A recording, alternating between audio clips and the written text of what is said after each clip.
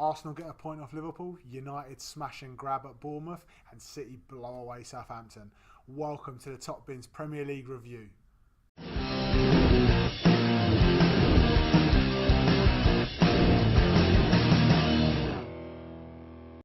I'm Mike, he's Dave, and this is the Top Bins Premier League review. We've got all of the Premier League action covered for you this week, and you might notice that I have less facial hair this week. Dave, I don't know if you noticed. I've just got some. Dave's got a little bit going on there. You have a look. Oh, look at this. Have a look here. Something's happening there. We are doing Movember. Get it out of the way now. If you want to donate to a fantastic cause that helps with suicide prevention, prostate cancer, the lot in New Zealand, you want to help and make a difference there, help us out and support with the links below for donating to the Movember cause. Enough of that, straight into the football. I'm going straight to the biggest game of the weekend, which was at the Emirates, Arsenal-Liverpool. Davey, your boys, talk to me. I guess, bluntly put, Arsenal probably played the better. They did. And I'll take my hat off to them. They played very well. Going forward, they do look great. They do. The best chances of the game fell to Liverpool. All the best chances, all the clear-cut chances were Liverpool's chances. And I have to feel a little bit aggrieved with the offside goal. Yeah, Mane was offside in the lead-up, but the way the rules read now, that should have been a goal. Second phase was where he was involved, and second phase is where he was onside and he scored. So Ian Wright said it, and I mean, you can't get more of an Arsenal fan than Ian Wright, and he was pretty adamant that Liverpool had been robbed 2 points there, and I've got to agree. But look, it wasn't actually a great game. It weren't. It was. I thought Arsenal did very well. I thought for where they're at the moment, they're a club still in transition, changing under Emery. They are a better team under Emery. Much better team. He's made some good signings there, and they're starting to play his style of football.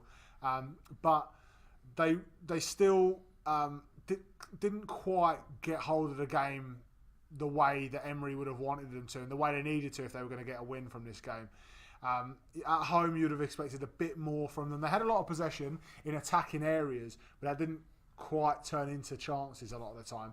And if you look at it, like the way that the game went, and the fact that Lacazette got that goal reasonably late into the second half, shows that Arsenal were probably lucky to get a point in the end. With the chances created by Liverpool, they were probably lucky. Look, I think had Mane scored, I think it was 18th minute, yeah. That was disallowed, that would have really changed the game. Van Dijk buries a couple. Would have potentially made the game a far better spectacle because it forces Arsenal even further forward, and Liverpool loved that, and it would have been great. And Van Dijk's missed a couple. I mean, he's had a couple of good chances he's missed, but Leno's save that basically gave a goal away. I mean, he should have just left that ball alone. It was going out. It was really poor from him. But look, it was an interesting game of football. I guess for me, Arsenal threatened a lot, but they didn't really make me think they were going to win because, like you said, they had the ball in great areas, but the final pass was just lacking. Basically, every time they went forward, they'd look $1 million going forward till they got to the final pass, and then it just went astray, and it just didn't click for them.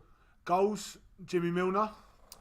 He's got a lovely goal. He's got a great record there. We talked about it earlier. We did. Never lost a Premier League game in which he has scored. Yeah, for any club he's played for. Very good finish. Run onto the edge of the area, hit it on the half volley. Lovely strike, clean strike to give Liverpool the lead. And Lacazette's goal, give him credit. Lovely finish that was. Lovely turn, lovely early hit. Caught Alisson unawares, because I think Alisson thinks he's going to turn and come round a bit more and maybe look for a square to the edge of the area or something like that, but he's hit it nice and early, put it in the far corner. It's a great finish. I don't think either keeper really covered themselves in glory. No, they didn't. I think Alisson had to come for that, but yeah, it wasn't. You definitely had to come. But I thought once he got that turn, like I said, it wasn't very obvious what he was going to do, and what he did was great. It was a great little finish. Probably on reflection, like barring the few chances for Virgil van Dijk, I think it was probably a fair result in the end. I think both teams probably. Out of both teams, Arsenal will be happier with the point. Liverpool probably would surely see themselves as a top two team in this league now and expect to beat anyone else who isn't in that top two. And Arsenal will be delighted with that point. I'm also sitting here a few days later thinking, you know what, going to the Emirates on a much improved Arsenal side and coming away with a point, I'm not upset Still about unbeaten as well, mate. Yep, exactly. And one of, there's going to be it's going to be the game at home, and we just got to win that game, and that's what this league, that's what it's about. You got to win your home games and at least take a point away. City aren't immune to a draw, so who knows? All right, immune to a draw this week though, weren't they? Well, let's go over to the City game while we're talking about it here, and it was 6-1. 3-0 after 18 minutes. Southampton are in big trouble, mate. Hughesy, I said last week it'd be unlikely he'd get the sack off the back of losing to City, because they've got to expect that they're going to lose to City. But to lose in the manner they did, especially in that first half performance, Dave, we were in tears, weren't we? Look, we've just decided we'd watch it back just before we recorded, just for shits and giggles, and there was plenty of giggles. There's plenty of shits as and well, lots mate, of shits, and and they're all wearing red and white. Yeah. Look, there are moments where City players are beating 3 or 4 guys, passing to another guy who beats 3 or 4 guys and scores. I mean, no it's just pressing, shocking. no pressing, no urgency, no hassling, no trying to get into players who are very talented. People like Aguero, Bernardo Silva, David Silva. They had all the time in the world on the ball. There was no smart pressing from Southampton. And you've got to think that is from just pure poor management from Mark Hughes. And you've got to know that when you go to City, you have to get the press going. You have to try and stop them playing. They're going to have a lot of the ball, but you've got to be fit. You've got to get about and get amongst them. And they didn't do that in the first half. They literally just let City walk through in a couple of times, and it was embarrassing for Saints fans. I think they'll be very, very disappointed in not just the fact they lost to City, because they would, like I said, they would have expected that. Never going to think you're the going to manner win that you lose to, and that was just poor. And look, Brighton is a great example of a team that went to the Etihad and lost the game, but covered themselves in a bit of glory in the sense that they actually held firm and footed very well with City.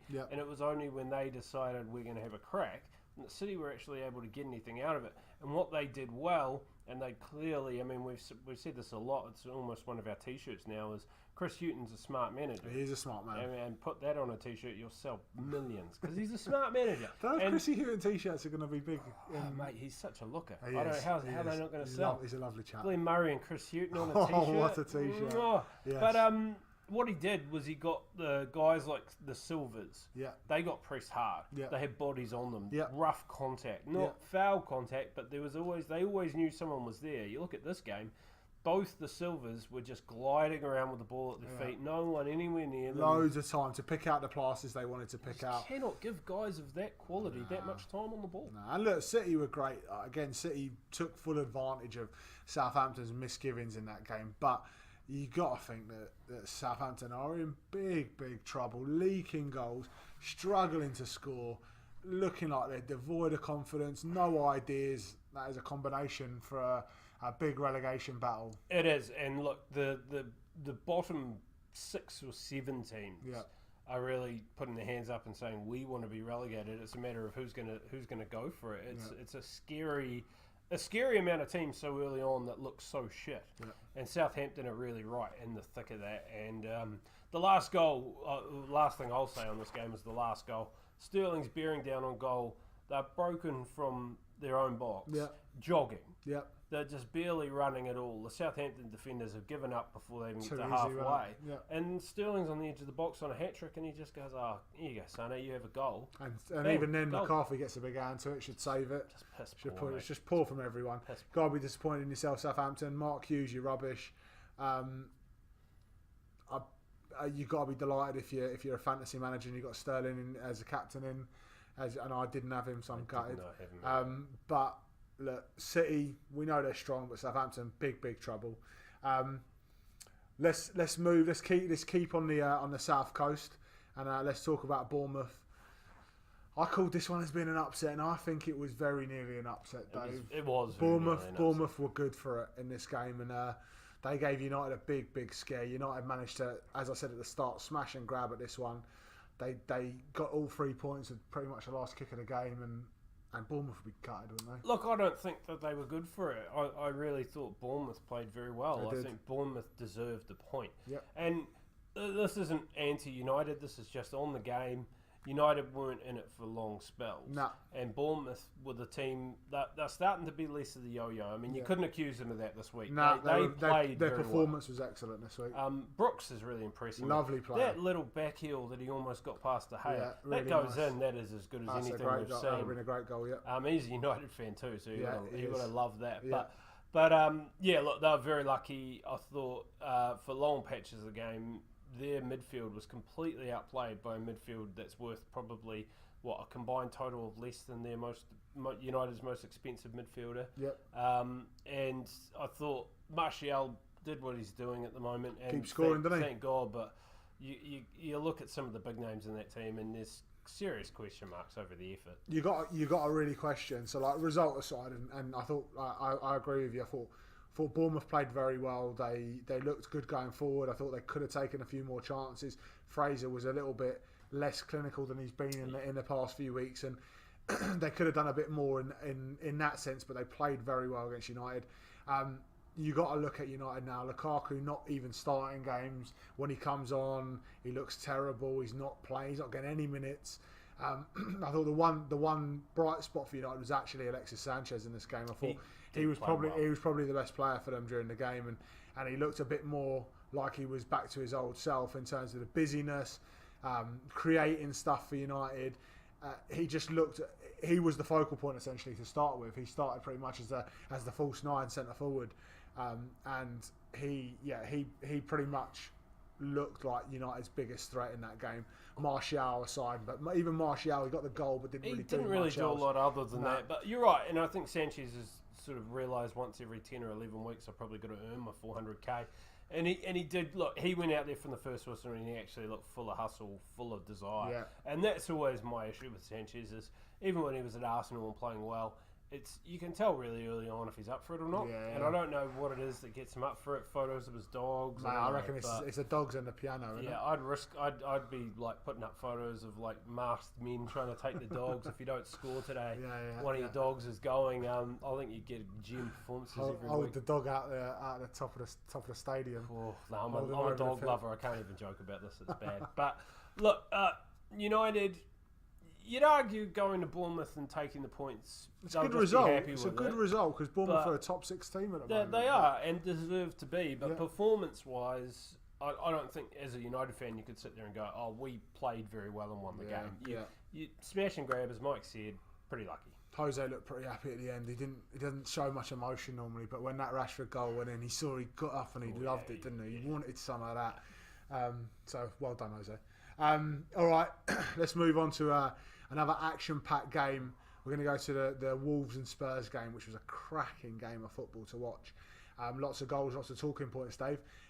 None more so than another disallowed goal that would definitely should have been given. Look, if the Mane goal was a clear missed goal that was given offside, I don't know how the referee's going to look at himself in the mirror after that. I mean, he was right in front of it. Yeah. Doherty's a good yard. Yeah. There's daylight there. As I said to you, it's the way that Doherty's runs come on. The linesman should know better. Like he's run from so deep, Doherty. He's made that typical fullback run where he's played a ball's come into your forward players. He's come from really deep. There's just no way he can be offside there. Like there's just no way. If you're looking down that line, even early, you can see where the Tottenham line are. There's just no way from where he's coming from that they're offside, and they've been absolutely robbed of that goal because that goal early doors makes a big difference. Look, it was a classic terrible rugby quote, but a game of two halves. I mean, Spurs in the first half looked like the Spurs you wanted to see. It Rolls Royce purring around the pitch and just dictating terms, and Wolves were frustrated. They were disappointing.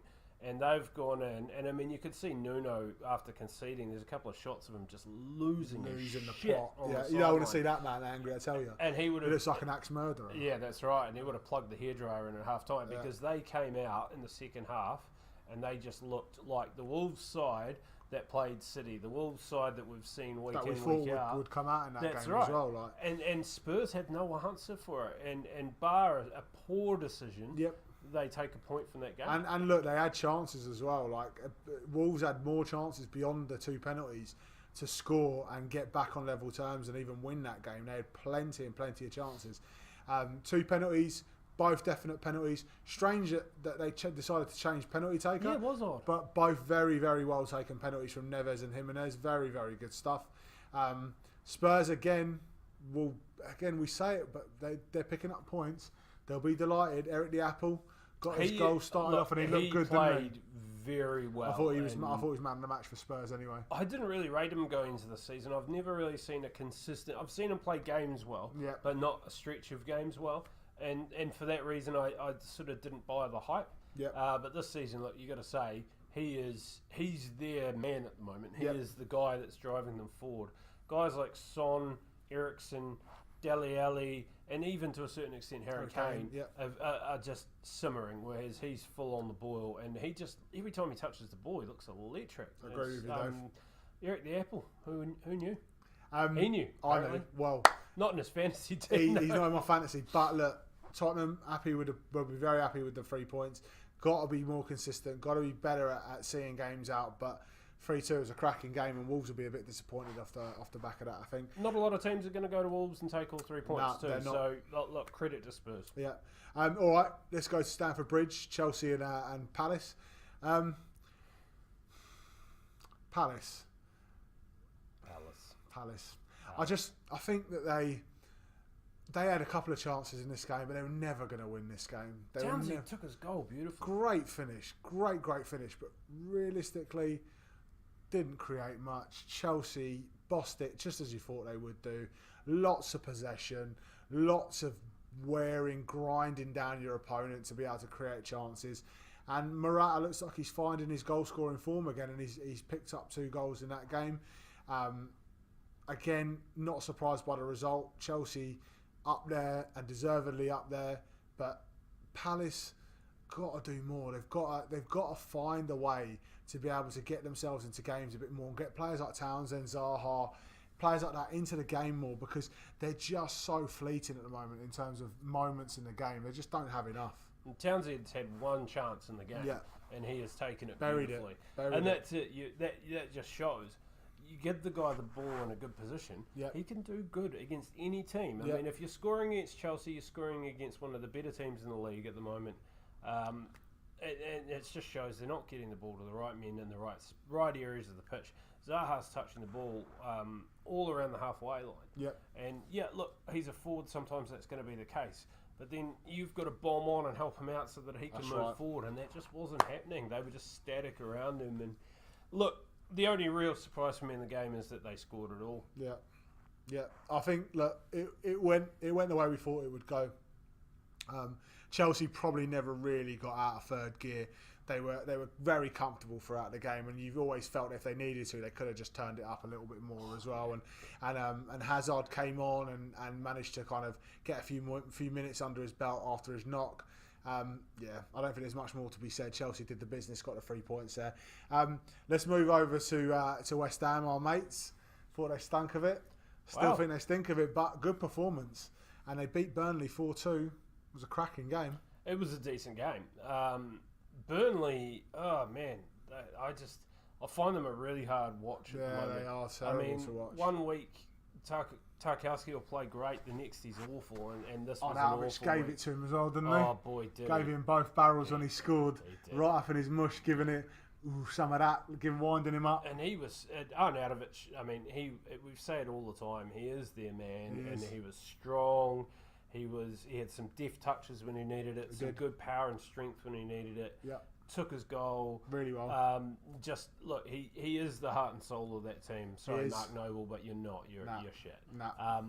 And they did enough. I mean, I think again, you put them up against better opposition, they're not going to score 4, and they'll leak more than 2. I think leaking 2 to Burnley. Chris Wood should have had 2 himself. I mean, he has missed an absolute guilty chance to draw it at 3-3. He should have scored. At 3-3, who knows what happens as well. I mean, it was one of those games with the score. No one really wanted to win it, and then in the end, West Ham did enough. But thought Felipe Anderson was pretty decent as well. We had his critics last week, and he was terrible last week. But this week he was very good, wasn't he? He was did really well. Good. Joe Hart didn't cover himself in glory either. No, he didn't. Got megs by him in the. I feel a bit for Joe Hart though. I really do, because he's had. I think the stat was he's had the equal most saves in the competition so far. Yeah, he's been kept busy. He is just. I mean, you must get to 60 minutes and you're knackered because you're not used to making that many saves. You played at good clubs most of your career. Yep. You're not used to your defence being so shit. And I'm not used to Burnley's defence being this shit. Nah, they're poor. They've still got to find that solidity. But look, there are so many teams playing worse than them.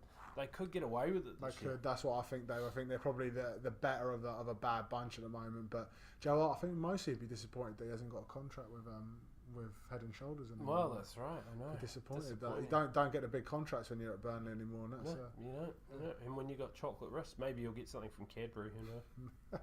That's a day. That's not a bad shout, you know. Snaps. All right. Look. Well, West Ham got the 3 points. Well done, West Ham. Still think you're going to struggle. Let's go over to probably the shock result of the weekend for me, and that was St James's Park. And probably the shock result. Yeah, it was a shock result. Well, United. Nah, come on. Jokes aside, this was definitely mind-boggling. Yeah, this was definitely. I mean, it was completely and utterly. I mean, we talked about smash and grab with United.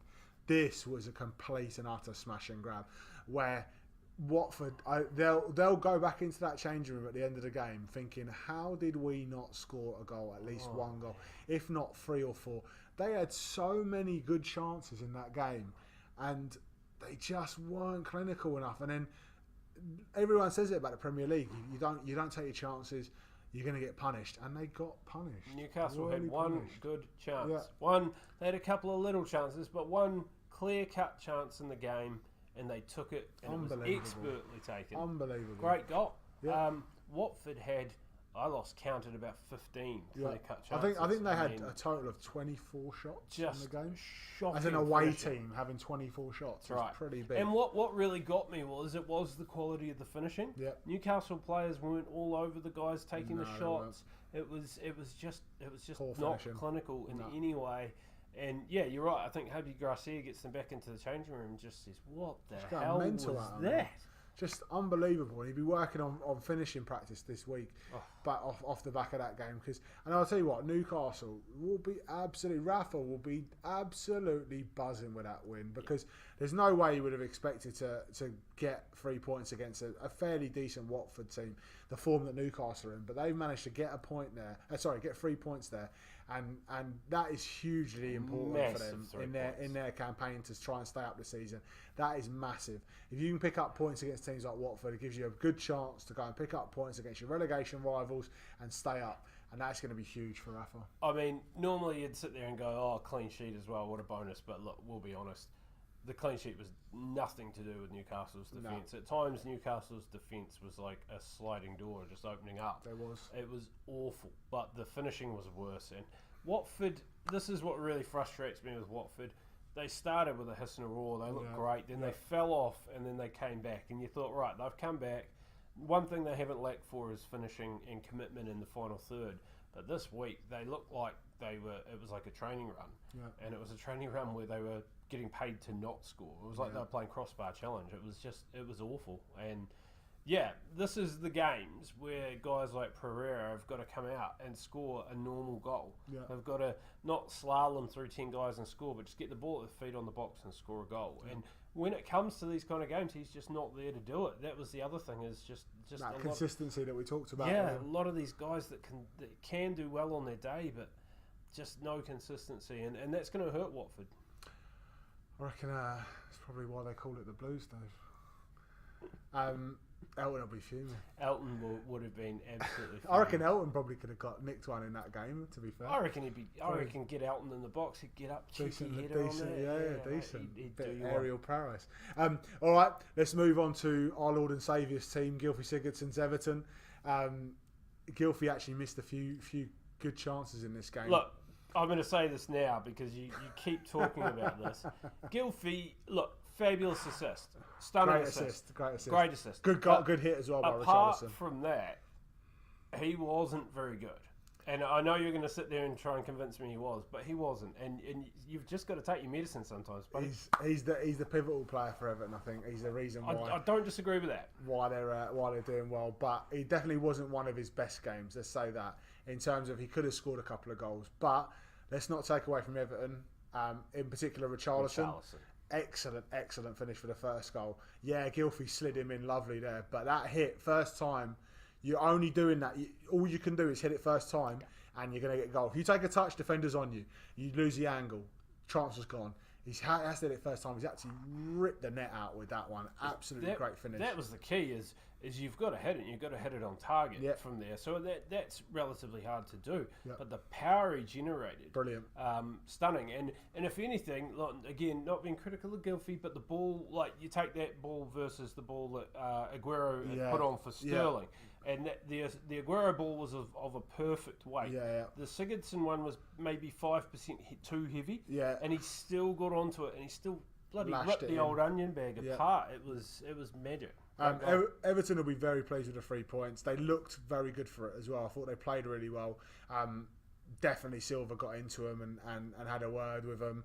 Made sure they were firing on all cylinders, and they looked good going forward. I'm particularly impressed with how they're getting forward and creating chances. Seamus Coleman's goal, lovely finish that was. Decent boy, absolutely, like and it meant a lot to that lad. He's gone through a lot of tough times recently with the injuries, and that's the Seamus Coleman we know from prior to his injuries, where he gets forward, gets into dangerous areas. He's the Irish Marcus Alonso, isn't he? Well, yeah, something like that. No, he had a great game. I thought Walcott had a pretty poor game. Yeah, he did. He was quiet. And he had a good chance that he spurned as well. And I think it's all the Angry Birds stuff. They did that, created that Angry Birds character for him. Right, that's right. Form's dipped since then. I think it's gone to his head a bit. Gone to his head. But Brighton in this game, pretty poor. Yeah, they were, and that's all over the park. That's weird of a Chrissy Hughton team, but they looked very one-dimensional. That's what I'll say about them in this game. They looked very flat, lack of options, not great movement, not great pressing, and when you do that against an Everton team who were up for it at Goodison Park, and they were buoyed by the chances they got early on in the game. When you play like that against an Everton team like that, you're probably going to lose the game, and that's exactly what happened. And credit to Everton picking up another 3 points and looking like they could go on a little run now. They could. Yeah. 2 games left. Look, let's save the emotional one for last. Yeah, we'll talk about today's game. The Huddersfield and Fulham game weren't a cracker by any sense of the imagination. We were not expecting a cracker either. But Fulham are in big. I said it last week. They're in trouble. They are in massive trouble now. You go away to a team like Huddersfield and you don't create, you have got to be worried. Not a big goal time, at home since April. You're leaking goals the other end, and you're not scoring now. You're not looking like a threat there. Massive trouble. They are in big trouble. I'll tell you what, Jokanovic is going to be bricking it right now. He's going to be waiting for that call. Number one for the X for me, even more than Mark Hughes. I think I don't know. It's probably between. I think because they're a newly promoted team, he might get another couple of games and that's it. But I think if he loses the next 2 games, he will be gone. Got to worry Fulham. It wasn't a good game. Huddersfield did exactly what they should do. They were difficult to play against. They were gritty. They took advantage from set pieces where they have to make the difference. That's exactly what they did in this game. They were busy. They fought for their manager. They fought for the fans. Fans are well up for it. Exactly what Huddersfield will want to do. They're never going to beat teams 4-0. They grind out the 1-0 win. Massive 3 points for them. I think they were good for it. Like I don't for a second think Fulham deserved anything from this game. Huddersfield really were the better team. Yeah. 1-0 doesn't really show that, but they've cracked the post with an absolute pearl of a shot. Yeah. And they've been unlucky on a couple of other occasions, but I thought generally they just owned this game. They bossed this game. The couple of chances Fulham had, one rightly called offside, the other Schürrle couldn't do the job. Just couldn't get his foot around it. But look, you just cannot keep changing this backline. Nah. I just think he's got to stick with some guys and go. And It's panic, mate. I'm sick of saying it. We say it every week, but he's just got to pick 4 guys to do the job and give them a month. Yep. And if they don't do it, that's when you tinker. But he is He's the tinker. He's the Ranieri tinkerer at the moment, and it is not working for him. Panic stations at Fulham, I tell you, Matt, right now, and even their good players, Mitro and Tom Kearney, looking like they're a shade of themselves at the moment. The confidence is draining from them, and big trouble. All right, Cardiff. Leicester got the win. I think the whole world of football was absolutely delighted for Leicester. I was delighted for them. When Damari Gray scored, it was like a massive outpouring of joy, emotion, everything that was in that. Schmeichel ran the length of the pitch. And look, Leicester were good for it. Leicester were good for it for me. They created enough in the game. They probably should have scored a few more, to be honest. Yeah, Vardy wasted. Vardy was wasteful, and I thought he's not quite hitting the heights this season. I think you know what I think it is, Dave. I think that he's not quite reached the level, that international level, and that's affected him mentally. I agree. And I think that since the World Cup, we've seen that he didn't get many minutes. He's not been backed by his international manager, and that's had an impact on his confidence. And I don't think he's the same Jamie Vardy we've seen the previous seasons.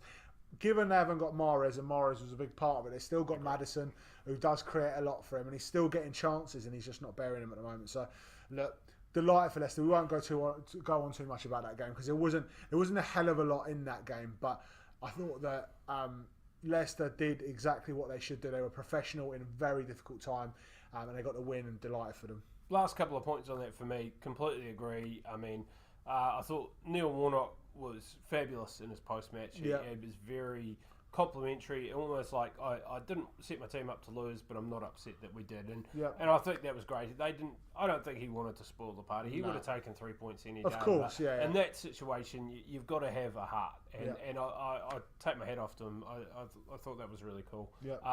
I did think that Maddison sort of shrunk under the pressure this week. He did, and I wonder whether that's the emotions of the situation. He's a young lad. He is a young lad. He's got a lot going on at the moment, but he kind of fell out of the game. But I think the big thing for me after the game was actually listening to Kasper Schmeichel talking to Gary Lineker. Yeah. If you haven't seen it, check out Match of the Day 1. Yeah.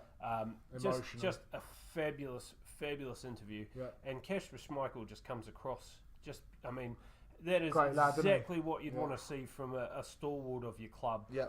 Every word he said, he meant. Every word he said was the perfect thing to say. Yep. And just in such a trying time, he was a really calm and sensible head, and full credit. I mean, he's a great keeper anyway. Yep. But made a good couple of saves as well in that game. He did, and he had a big part to play. And he, like we said, he celebrated the hell out of that goal. But his calm head and the way he was talking after the game, it's no wonder that they were able to go out there and get the job done if they've got guys in the team like that. So credit Leicester. Look, it's been an incredibly hard week. We mentioned it last week. Our feelings, our thoughts go out to you all the and the family and everyone involved.